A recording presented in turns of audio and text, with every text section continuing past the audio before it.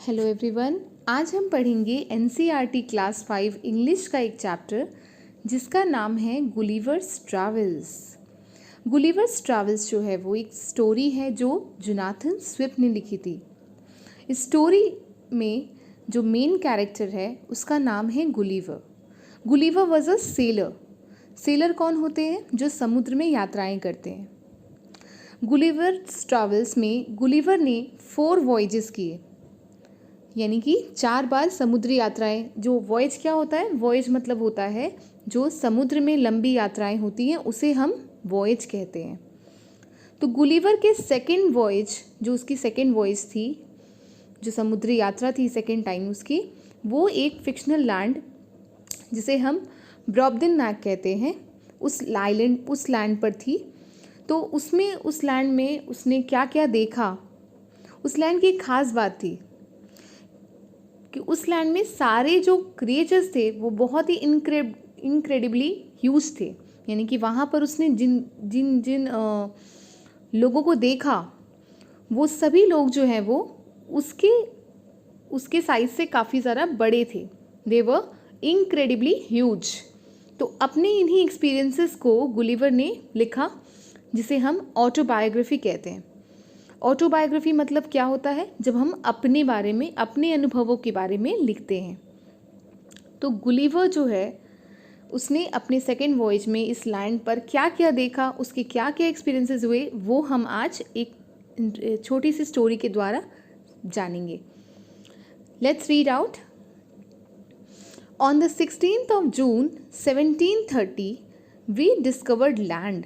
यानी कि 16 जून 1730 में हमें एक लैंड दिखाई दिया।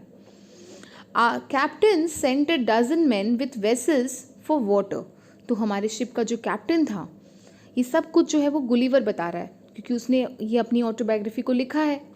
तो उसने क्या बताया कि उसका जो कैप्टन था, उसकी शिप का जो कैप्टन था, उसने बहुत सारे डजन लोगों को, यानी कि 12 लोगों को वेसल्स के साथ भेजा कि आप लोग इस लैंड में जाइए, क्योंकि हमें एक लैंड मिला था।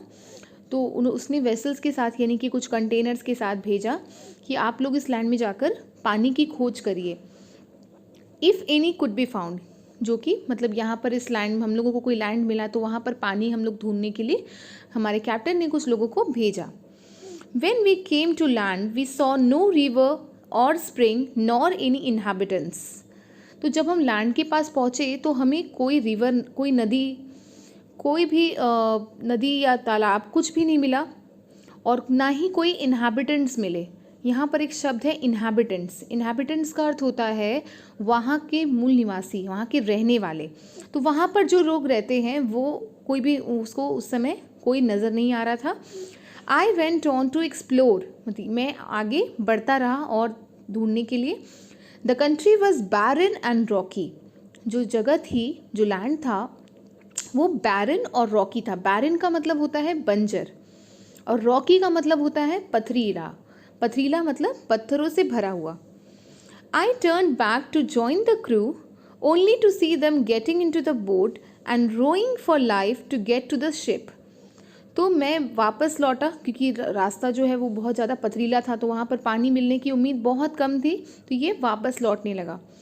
तो इसने देखा कि जो इसके बाकी के क्रू मेंबर्स थे, यानी क्रू मतलब होता है group of people who sail. Usually ये जो शब्द है ना वो उन लोगों के लिए इस्तेमाल होता है, उन ग्रुप्स के लिए इस्तेमाल होता है जो समुद्री यात्राएं करते हैं।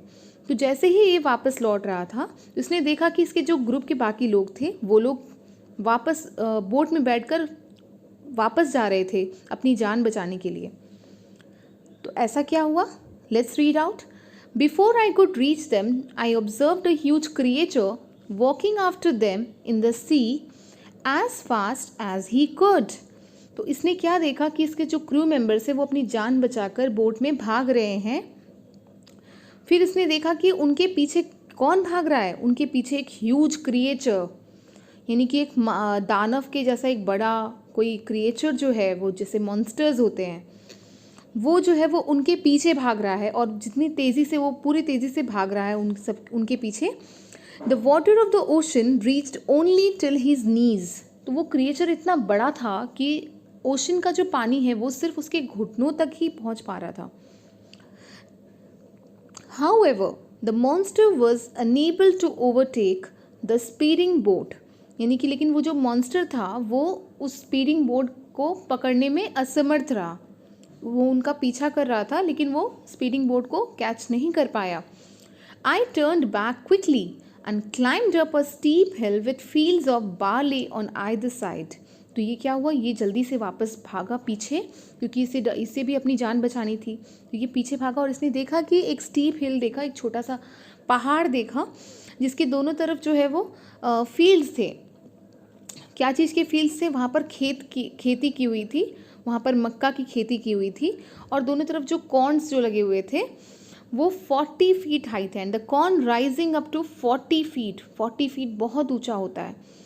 जैसा कि मैंने कहा कि ये जो फिक्शनल लैंड है, ये जो लैंड जिस लैंड पर ये लोग पहुंच गए हैं, ये लैंड जो है ये बहुत ही एस्टॉनिशिंग है. मतलब कि इसमें बहुत अजीब अजीब चीज़ें देखने को मिली हैं. तो यहाँ पर कॉर्न को हम लोग देख सकते हैं कि कॉर्न जो था वो वहाँ पर 40 फीट हाई था. There was a fence to pass from one field to the other. Fence का मतलब क्या होता है? फेंस का मतलब होता है कोई डिवीजन. जैसे कि दो खेतों के बीच में कोई तार से कोई डिवीजन बनाया जाता है, तो एक फील्ड से दूसरी फील्ड में जाने के लिए बीच में एक फेंस भी बना हुआ था. It was impossible for me to climb because every step was 6 feet high. तो उस पहाड़ी पर क्लाइम करना उसके लिए आसान नहीं था क्योंकि वो जो पहाड़ी रास्ता था वो हर एक स्टेप जो था उसका वो 6 फीट ऊंचा था.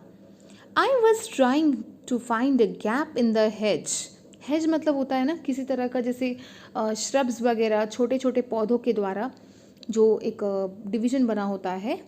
तो ये इसने सोचा कि हम कोई कोना पकड़ के हम चढ़ पाएँ. When I discovered one of the inhabitants in the next field walking towards the fence, फिर मैंने देखा कि कोई वहाँ का inhabitants यानी कि वहाँ का रहने वाला कोई जो है वो फेंस की तरफ बढ़ रहा है. He was of the same size as the creature chasing the boat. तो जो इतना बड़े साइज़ का एक क्रिएचर जो उसके ग्रुप के मेंबर्स को के पीछे भाग रहा था, बिल्कुल उतना ही बड़ा एक क्रिएचर जो है वो अब उसने फिर से देखा उस क्रिएचर को. I was struck with utmost fear and astonishment and ran to hide myself. तो ये जो है वो बहुत डर गया, गुलिवर जो है वो बहुत डर गया और वो दौड़ कर छुपने की जगह खोजने लगा. He called in a voice much louder then a trumpet. तो वो जो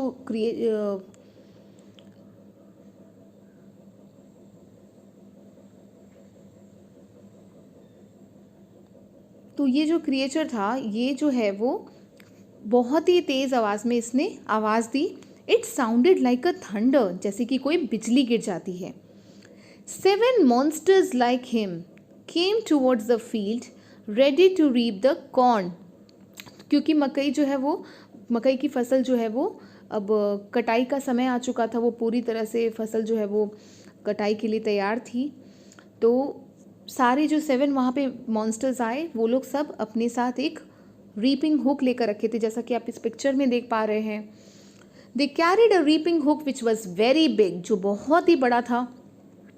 When one of the reapers approached where I lay hidden, I screamed as loud as I could.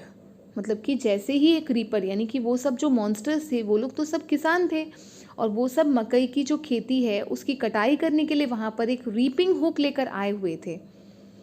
तो जैसे ही उनमें से एक मॉन्स्टर जो है वो इसके ये जहाँ छुपा हुआ था गुलिवर उसके पास पहुँचे, तो वैसे ही गुलिवर ने बहुत ज़ोर से चिल्लाया.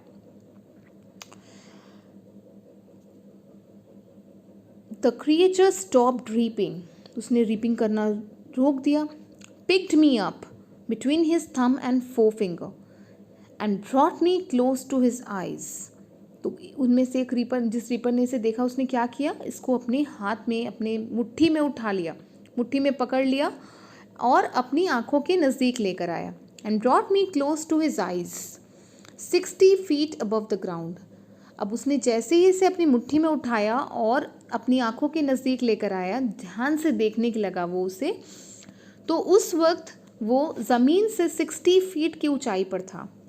He looked at me with curiosity and blew my hair aside to get a better view of my face. तो मॉन्स्टर ने क्या किया, फिर इसे बहुत ध्यान से देखने लगा और इसके चेहरे से इसके बाल को भी हटाने लगा, जिससे कि इसके चेहरे को और अच्छे से वो देख पाए. He called his friends and gently placed me on the ground. तो उसने फिर अपने दोस्तों को बुलाया और मुझे धीरे से ज़मीन पर रख दिया. They all sat on the ground to take a good look at me. अब सब लोग जो हैं वो सारे 7 मॉन्स्टर्स जो वहाँ पर थे, वो सब लोग ज़मीन पर बैठकर इसे ध्यान से देखने लगे. I walked slowly backward and forward. तो वो आगे और पीछे भागने लगा.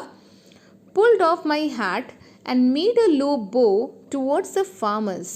तो इसने क्या किया, अपने हैट को नीचे, जैसे हम लोग किसी को नमस्कार करते हैं या किसी को सल्यूट करते हैं, किसी का अभिवादन करते हैं, तो इस तरीके से इसने भी अपने हैट को उतार कर फार्मर्स को ग्रीट किया. I try to speak to them loudly in several languages. तो इसने क्या किया, इसने कई भाषाओं में उन सबको ज़ोर ज़ोर से ग्रीट करने की कोशिश की. Each time I did so the farmer who picked me up held his ear very close to me but in vain. तो हर बार जो ये ऐसा करता था ना, ग्रीट करता था फार्मर्स को, तो फार्मर जो है वो क्या करता था, उससे अपने हाथों में उठाकर अपने कानों के नज़दीक लेकर आता था, जिससे कि वो और अच्छे से उसकी बात को सुन सके और समझ सके कि वो क्या कह रहा है. बट इन वेन मतलब क्या होता है, जैसे हम कोई चीज़ के लिए कहते हैं ना कि all in when, I have tried hard but all in when, मतलब कि उसका कोई फ़ायदा नहीं हुआ. तो फार्मर जो है वो उसकी बात को, उसकी भाषा को कुछ समझ नहीं पाया. The farmer took me to his house and placed me at some distance on the dining table which was 30 feet high from the floor. तो फार्मर ने क्या किया, उसको अपने घर लेकर गया और डाइनिंग टेबल पर उसे प्लेस कर दिया. और वो डाइनिंग टेबल कितना ऊंचा था, 30 feet high from the floor. Dinner was brought for the farmer in a dish which was 10 feet in diameter. तो डिनर भी लाया गया, जो फार्मर के घर में जो डिनर लाया गया था वो जिस डिश में था, यानी कि जिस प्लेट में था, वो प्लेट 10 feet in diameter था, यानी कि उस प्लेट की जो परिसीमा थी वो 10 feet थी, जो कि बहुत बड़ी होती है. The farmer's wife crumbled some bread and placed it before me. यानी कि फार्मर की वाइफ ने क्या किया, ब्रेड के कुछ टुकड़ों को क्रम्बल किया, यानी कि छोटे छोटे टुकड़ों में बांट दिया और उसे मेरे सामने रख दिया. In the middle of the dinner, I heard a noise behind me. यानी कि डिनर के बीच में मैंने कुछ आवाज़ें सुनी. It was the purring of a cat that was 10 times larger than an ox. तो किसी कैट की आवाज़ थी. तो वो जो कैट थी वो कितनी बड़ी थी, वो किसी बैल से 10 गुना बड़ी थी. सोच सकते हो कितनी बड़ी हो सकती है, किसी बैल से भी 10 गुना बड़ी. The farmer's wife was stroking him. यानी कि जो फार्मर की वाइफ थी वो उसे रोक रही थी इस तरह की आवाज़ निकालने से. Then entered the farmer's 1-year-old son in the arms of a lady. यानी कि किसी एक लेडी की आर्म्स में, यानी कि गोद में फार्मर का जो 1-year-old सन था, यानी कि 1 साल का बेटा था, वो वहाँ पर लाया गया. On seeing me, the child grabbed me from the table and put my head into his mouth. तो जैसे ही उसके बच्चे ने इसे देखा, डाइनिंग टेबल पर इसे देखा, तो उसने क्या किया, उसने अपने हाथ से इसे उठाया और बिल्कुल उसका सर जो है वो अपने मुंह के अंदर लेके जा रहा था. I shouted so loudly that the baby dropped मी. और ये जो है वो इतनी ज़ोर से इसने चिल्लाया ना, क्योंकि वो बच्चा जो है वो इसे अपने मुंह के अंदर लेके जा रहा था, तो इसने इतनी ज़ोर से चिल्लाया कि बेबी जो है उसने ड्रॉप कर दिया, बेबी ने इसे ड्रॉप कर दिया. I would have broken my neck if the mother had not held her apron under me. तो उसकी मम्मी ने अगर उसका एप्रॉन मेरे नीचे नहीं रखा होता, तो बेबी ने जैसे ही मुझे ड्रॉप किया ना, तो मैं बिल्कुल नीचे गिर पड़ता और मेरा सर फूट जाता. ठीक है. Later, she put me on her own bed and covered me with a clean white handkerchief. तो उस बाद में क्या हुआ कि उसकी मम्मी ने गुलिवर को अपने ही बेड में सुलाया और उसे एक वाइट क्लीन हैंडकरचीफ ओढ़ने के लिए दे दी. हैंडकरचीफ मतलब पता है ना, हैंकी. उन लोग, क्योंकि वो लोग इतने बड़े साइज़ के थे, उनकी हैंकी भी बहुत बड़ी होगी, तो उसने गुलिवर को दिया ओढ़ने के लिए. I slept dreaming of my home, my wife and my children. तो ये अपने वाइफ और बच्चों के सपने देखते देखते सो गया. Dear students, I hope you all have enjoyed this wonderful story of Gulliver, and you all will solve the question answers after watching this video. Thank you.